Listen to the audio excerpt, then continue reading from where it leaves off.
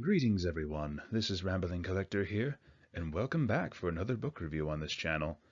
For today's video, we're going to be diving into another graphic novel.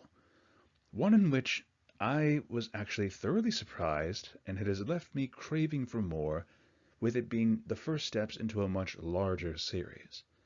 Today, we're going to be talking about Wings of Fire Legends, Darkstalker, by Tui T. Sutherland and Jake Parker.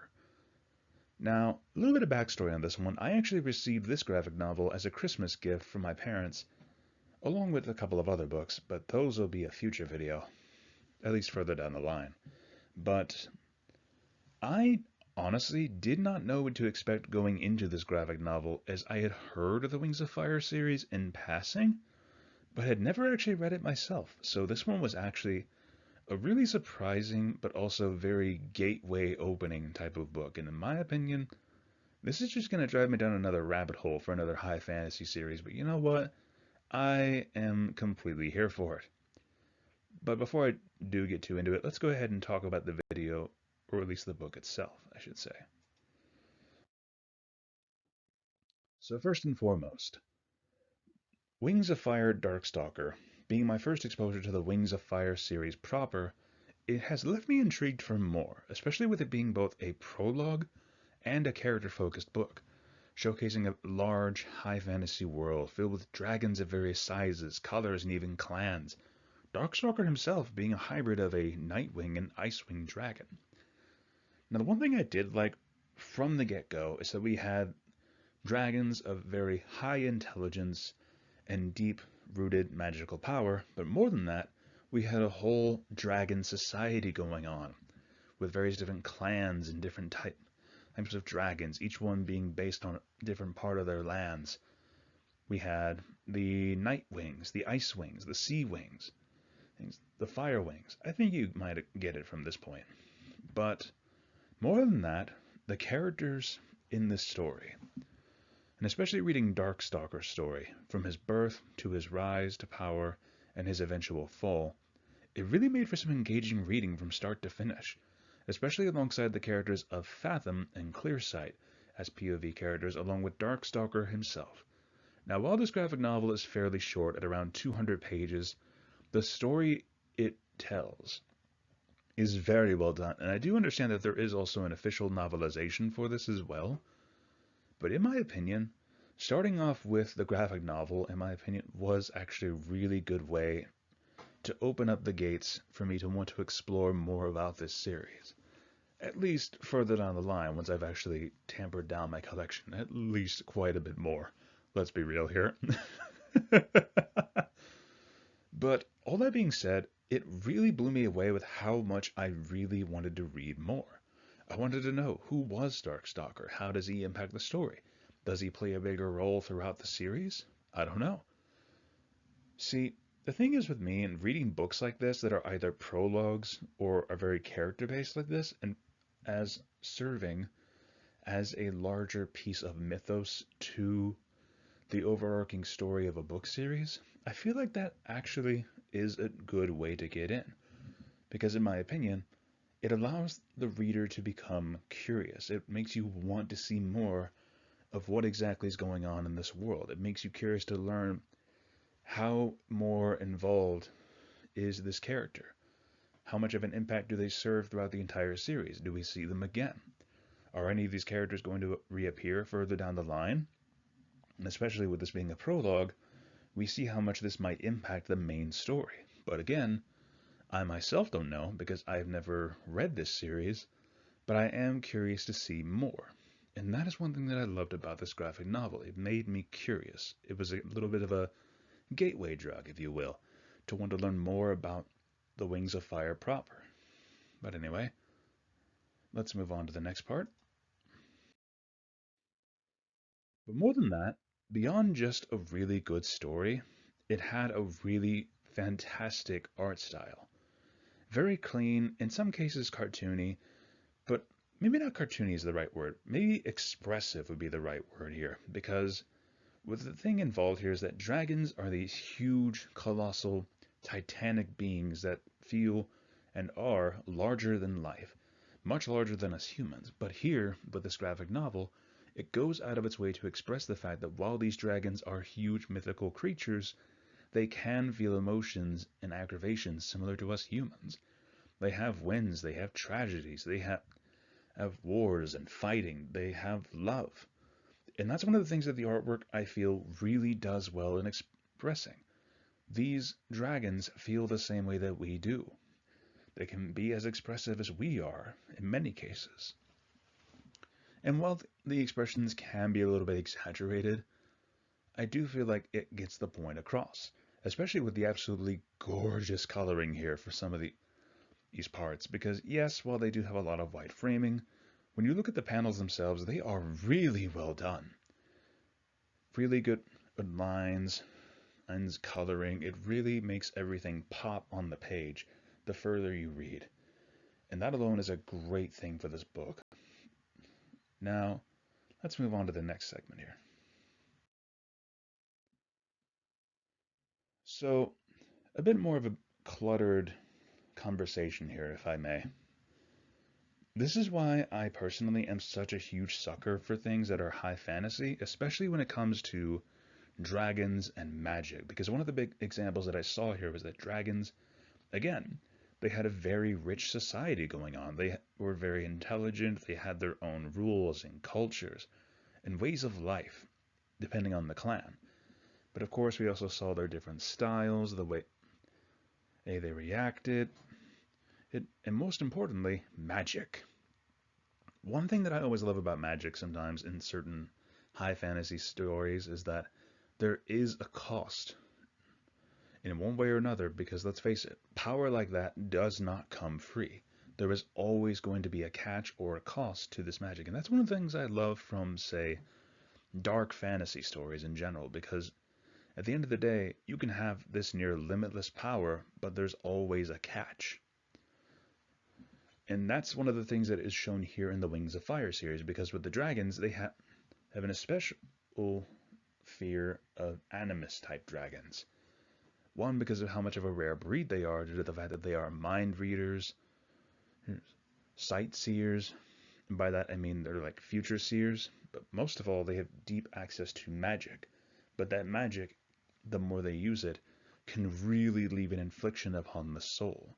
The more they use it, the more it sort of tears at them, the fabric of their soul, making them darker, leaning towards much more evil thoughts, becoming arrogant, prideful of their power.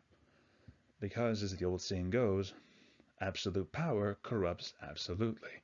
And that is a great example that we see here, especially with Fathom and his uncle, where Fathom witnesses his uncle going on a pure murderous rampage and slaughtering nearly his entire family. Like, Fathom included. If his lover had not stepped in to help save him, Fathom would have died that day, along with his lover and along with the rest of his family, because of his uncle just dipping further and further towards the darkness with how much magic he was using as an animus.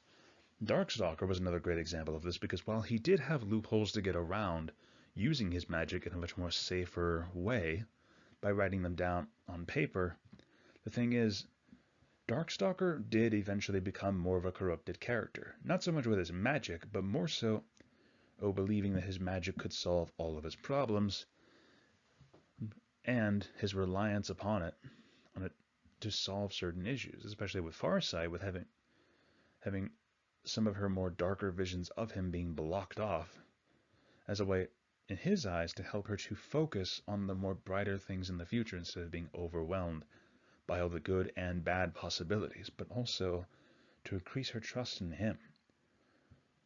And that alone is extremely wrong in so many cases, but not only that, imprisoning Fathom's best friend and lover into a wooden statue, that's just extremely messed up. And you see how his gradual fall into just using his power willy-nilly. The more he used it, the darker and more cunning he was revealed to be.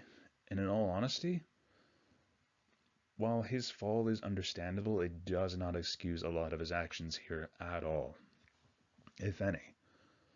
But this is one reason why I love things like Game of Thrones or the Inheritance Cycle. The Inheritance Cycle especially is a great example to compare to Wings of Fire, because of the fact that the dragons in Inheritance Cycle are very intelligent creatures. They also have a very deep connection to magic, and more importantly, it shows that in some cases they did have a bit of a society going on. You had wild dragons, you had dragons that were bound to riders, and of course they also had their own deep-rooted secrets and ways of magic, their own unique miracles that they could conduct.